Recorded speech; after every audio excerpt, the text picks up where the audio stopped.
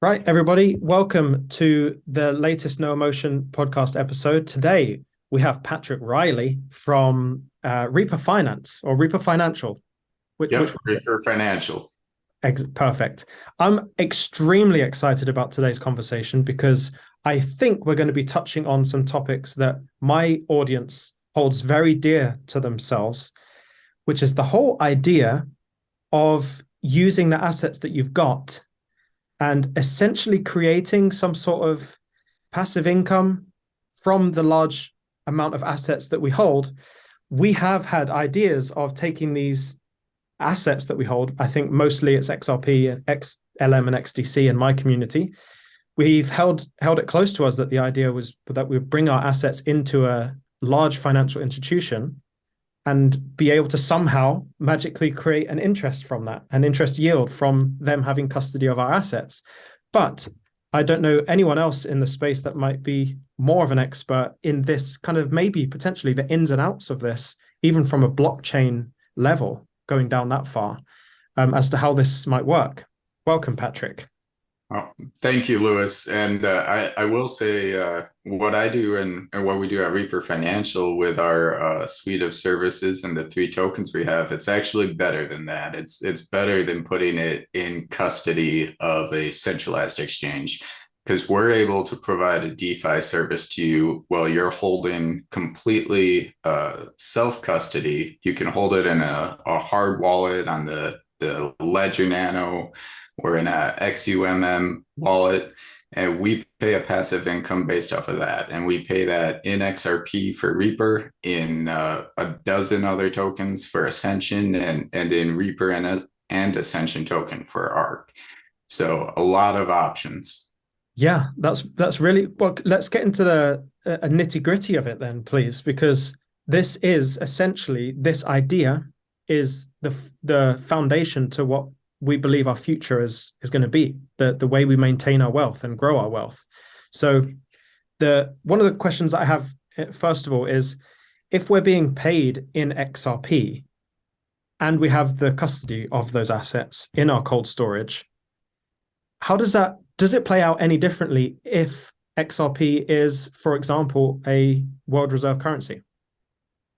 It only would play out differently if XRP becoming a world reserve currency changed the ability of the company to give XRP to, a non-standard investor or a non-accredited investor, and then we would have to pay out in an alternate XRP based currency. I see. And so what do you think will actually happen? I think we'll continue to pay out in XRP. I think it will also become the global reserve currency, and it will be more the gold of the ecosystem than Bitcoin. I like that. I do tend to agree as well. So you don't see new accredited investor limits being brought in, or you know, it can't. It's a certain amount of dollars means you can be an accredited investor and a certain amount of XRP, or do you think Uh, that just doesn't happen in the new system?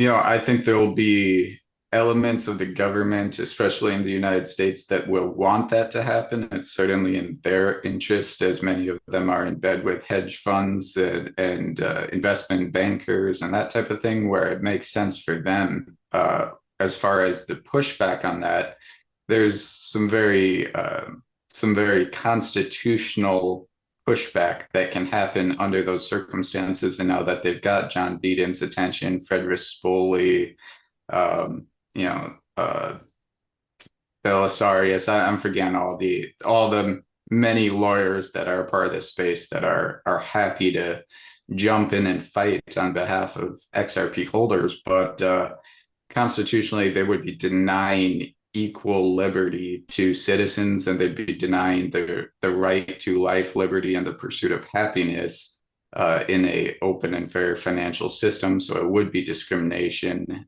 to put this under accredited investors only, and that is something we would absolutely fight. Right. Okay. So I haven't heard. That's the first time I've actually heard the opposing argument for it to become an asset that you have to be an accredited investor to use. That's interesting because one of the theories that was out there was essentially that the price would be almost, I wouldn't say set, but they know where it would go with their influence, their financial influence. There's a slight nuance difference there. And then Yeah, they would ultimately shut you out of the secondary market by buying it all up, maybe, or putting some regulation through. What do you think about that? and I don't want to get you kicked off of YouTube talking about politics, but the politicians going after cryptocurrency in the United States are largely on the left, who are also, purported to support race-based issues. Now, if we think about accredited investors, those are going to be 98%, rich white male. Right. So there's a significant political issue for them there if they go after that. And that's really their Achilles heel in this issue, is that if XRP is being denied to support all the people under those circumstances, that's become a global reserve currency, then that's where we can really pull the rug out from under the regulators. Yeah. Yeah, I really hope, I really do hope that it's inclusive like that in this new system. I really do. Um, I don't know. There's so many theories flying around in my head right now that I just can't keep on top of all of them, and they all come about in different ways, and it's almost too many to kind of predict what's going to happen. You kind of have to start going for Occam's razor type theories. The simplest outcome is probably the one that will uh, come through. But do you believe that there's going to be a great reset of sorts?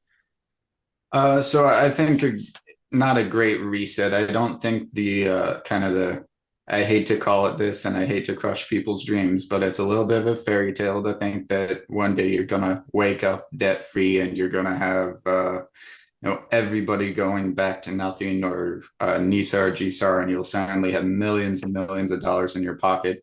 Those are all great things, and I would love for that to happen, but I'm not going to plan for that to happen. I'm not going to wait for it to happen, which is part of why Reaper Financial, the way we've designed it with Reaper Token, we are actually going to be making payments towards our holders' debts at the same time as we're paying out XRP as a passive income.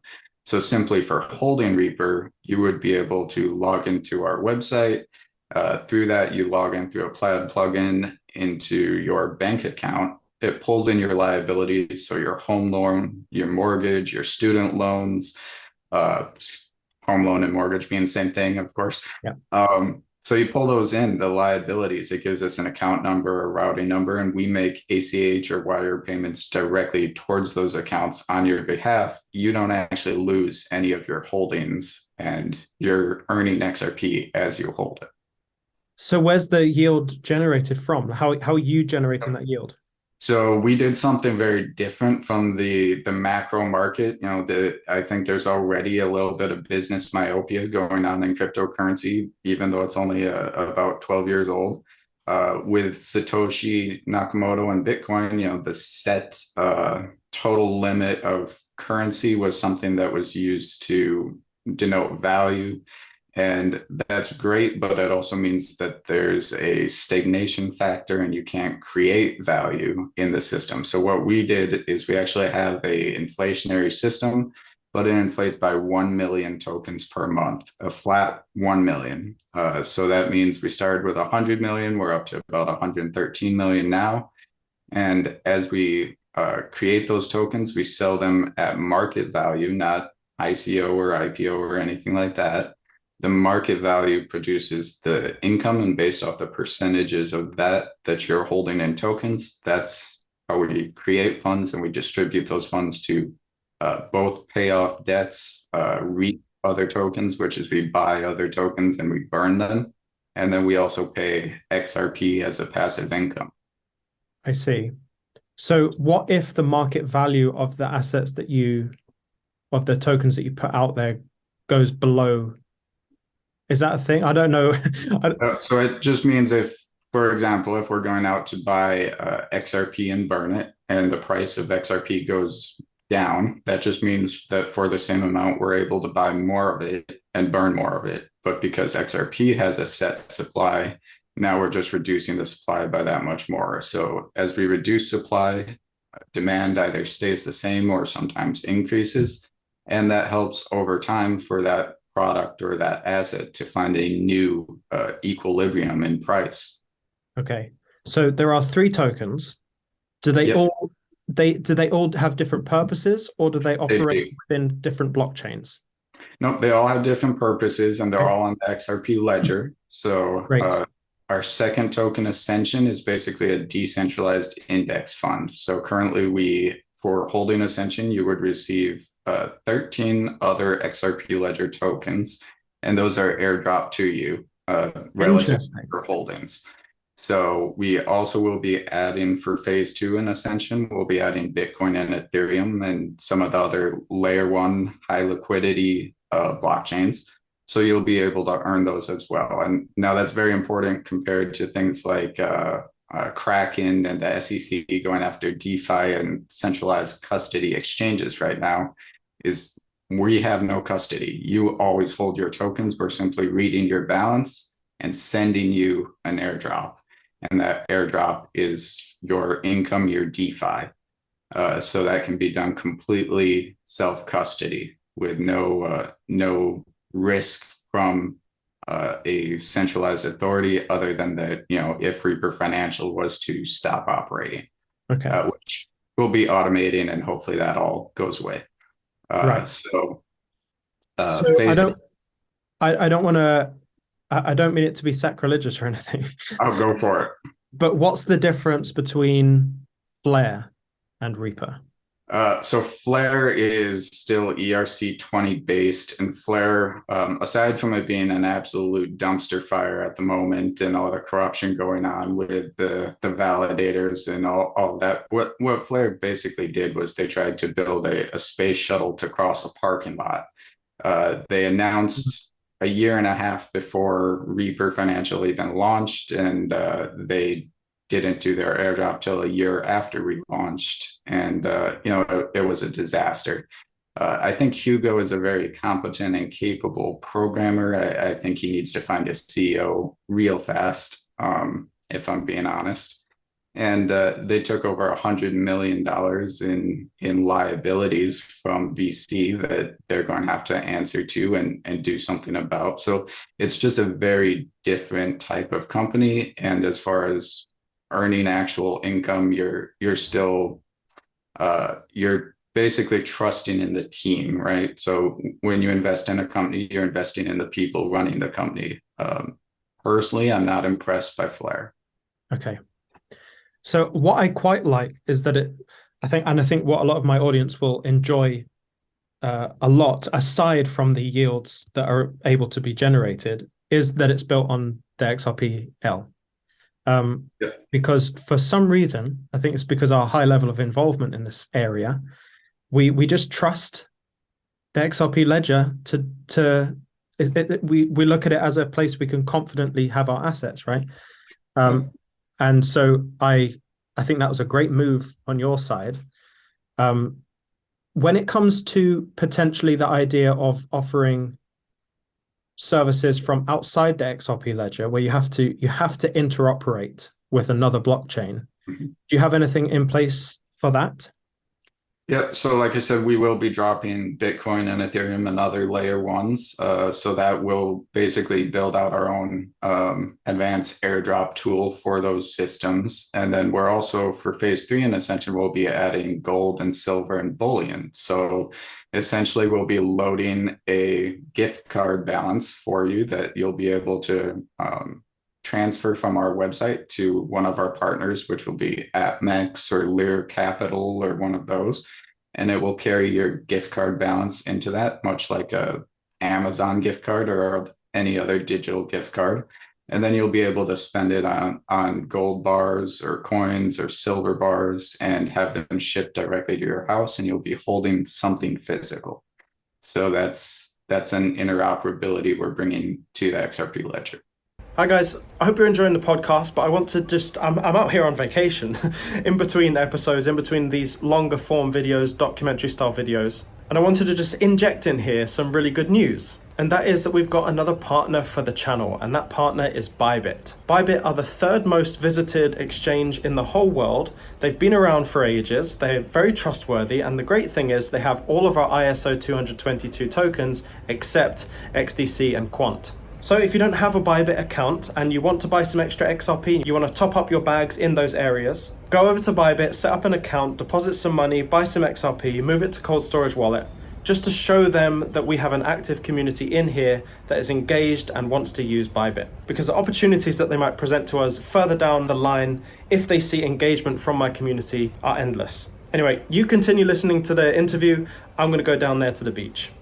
Do you know, I think there's something that no one really talks about is we talk about a lot about interoperability between blockchains, but what you're doing is arguably the more important element of all of this, which is interoperating with someone's normal life. Exactly.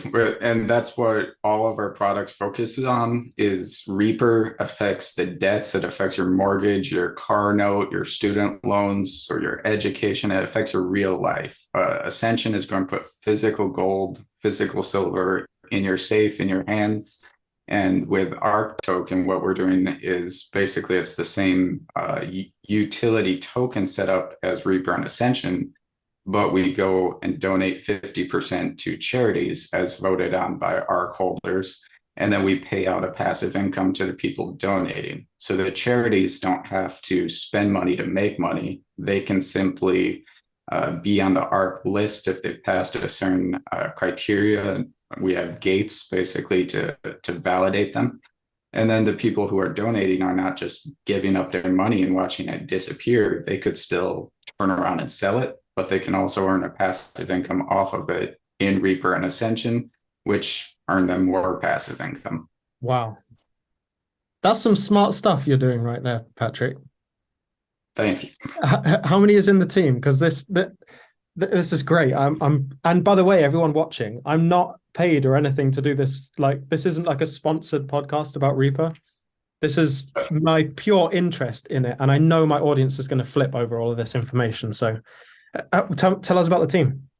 So we got about 30 on the team right now. We have myself, of course, the CEO. We have a CTO or Chief Technology Officer who is a co-founder, CMO, CFO. You know, all those acronyms. We've got 4 board members, which includes my brother as chairman of the board, who was the chief information officer of North Dakota, and he just transitioned from that to being CEO for North America for BitZero, which is a large Bitcoin mining operation, international. And then we have Mary Lou Prevost, who is the vice president of Splunk for North America. We have Dorman Bazell, who is a vice president of engagement for North America for Capgemini. And we have Fadi Fadil, who is a CTO for Palo Alto Networks for North America. Okay. So I know the other burning question that everyone's going to have, which I also have now, because I'm in the UK. And I know we work within blockchain, so it kind of removes the borders aspect of it. But when you're interoperating with real life things, how difficult is it to overcome the different systems internationally? Are you offering internationally? So we will be offering internationally for debt reaping. We're currently in the alpha stage, rolling into beta probably next week. And as we roll into beta, we have multiple Reaper members, community members who are in the UK or in the EU, and as far as Japan, Philippines, Australia, Thailand. And so we're selecting beta testers from different nations to help us figure those questions out, really, and poke and prod and see how we can get through and navigate those foreign banking systems as well. Yeah. But I will say that Plaid's API plugin currently connects to 28,000 banks globally, which is about 98% of all banks in westernized countries. Okay. I think that's all we need to hear about that, because as soon as we know that we're able to have custody of our assets, massive bonus, earn an interest yield from a yield from them, massive bonus. The fact that that interest yield comes into real life, like paying off mortgage or whatever, an added bonus we didn't even know we needed. So the final thing is to really understand what those yields are. What numbers are we looking at? So our returns are all based off of percentages. So when we do the sale of 1 million tokens for a Reaper, it's 48.5% goes towards the reaping, which is what users vote on for either their personal debts or for their other tokens to go out, buy, and burn. So 48.5% of funds generated is used specific for that purpose. 1.5% is an operating fee, 25% is a drip stimulus, which is it goes to you directly as XRP. And then 25% goes into a permanent drip fund, which is a interest-bearing account. And as that interest beared by that account passes what would be in a reaping period of produced for the stimulus, then that takes over and the full 50% would go into the interest-bearing account and just the interest is paid out. So that way we're snowballing something that has a routine and continual growth. I see. So please correct me if I'm misunderstanding, because I'm not from a tech background. I just kind of only learn what I'm interested in, kind of. So if somebody has a smaller amount of value that they're kind of contributing to the network with, Mhm. their yield is kind of divided up a little bit more than someone who comes with a lot of money? Nope. So it's one Reaper token equals one vote. So depending, it's going to give you the same percent benefit for putting $1 in as somebody who put $1 million in. Okay. Because we plan at some point, me and my audience, as individuals, plan to go into somewhere, or not even go into anywhere by the sounds of this, and offer up our potentially hundreds of millions of dollars to create that yield that we're looking for, to sustain our life at the lifestyle we want, right? So if we were coming in with $100 million, for example, what do we see actually come into our bank? Like, what do you know what format that's going to be? Is that CBDC, or is it CBDC when that happens, or how does that look, and the amount? Well, so I'll say that there is a community calculator that's reapercalculator.xyz. So of course we can't endorse that yet because we can't promise certain returns or yields because of regulatory environment in the US.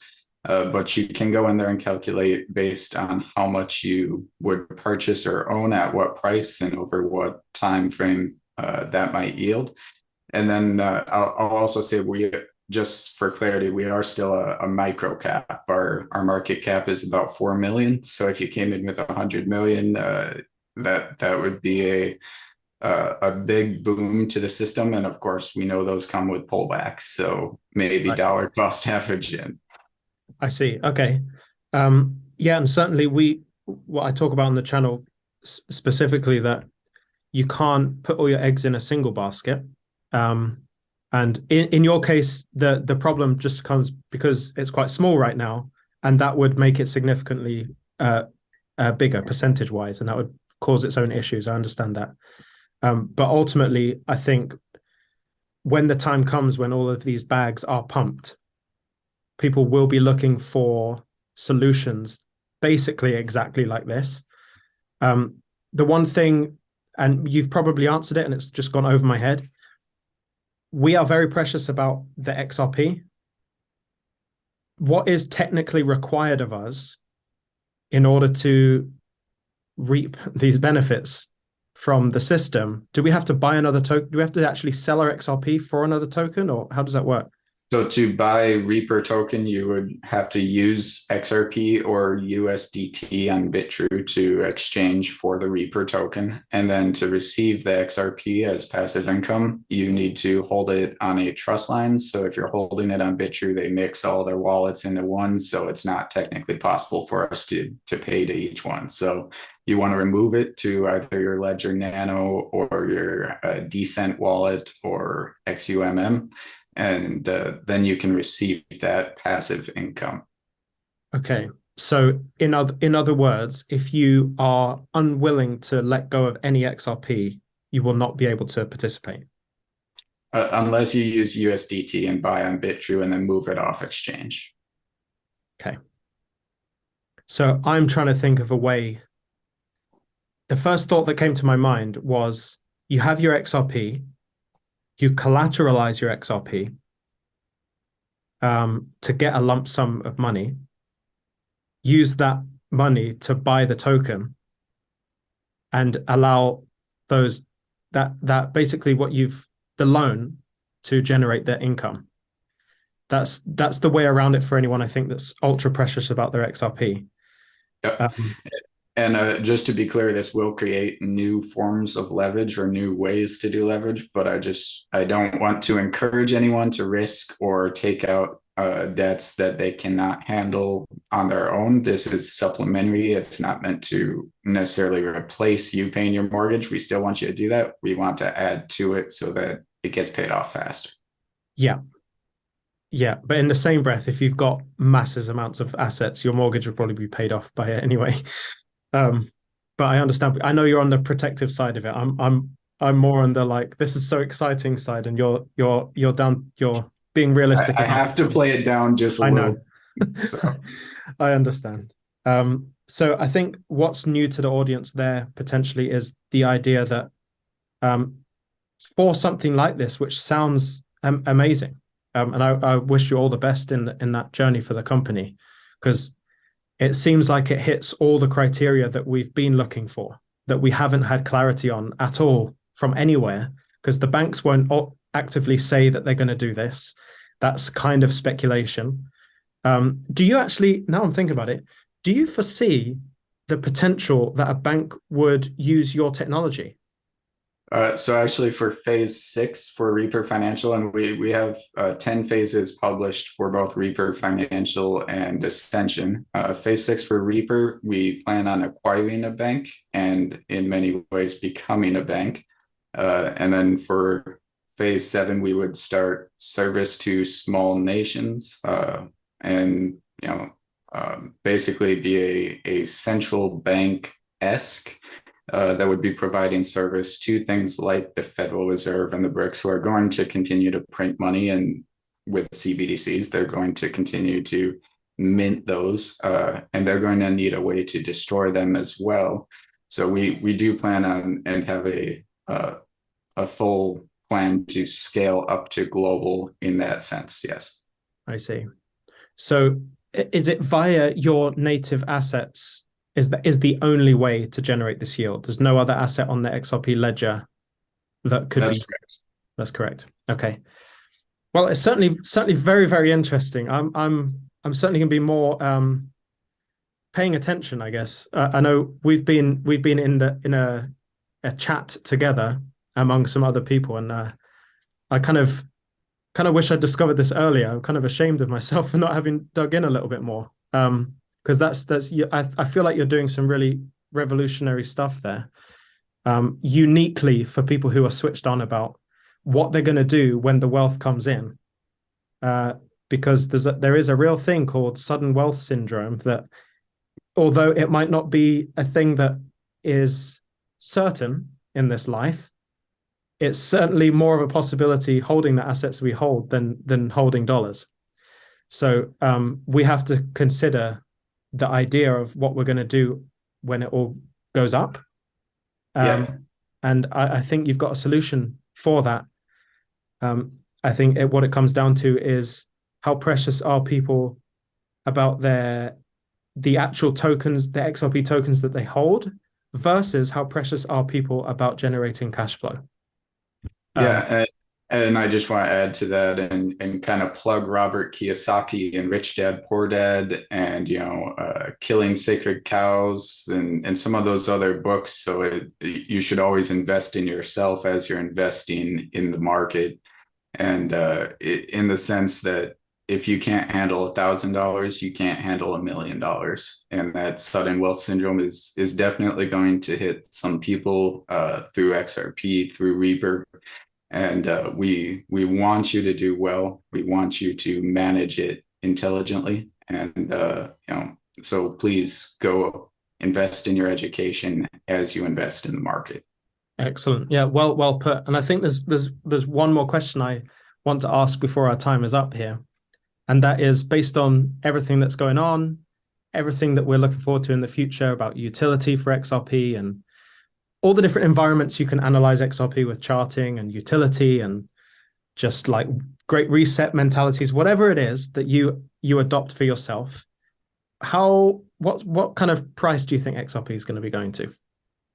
So I don't necessarily look at price. The way I see XRP is once it becomes the global bridge for all currencies and we move to CBDCs, and I do think that is where it's going. I think that the market saturation of XRP and Ripple into banks and central banks for CBDCs puts it in the sense that it will be the medium of exchange. So to get from a US CBDC to a digital yen, it will go through XRP.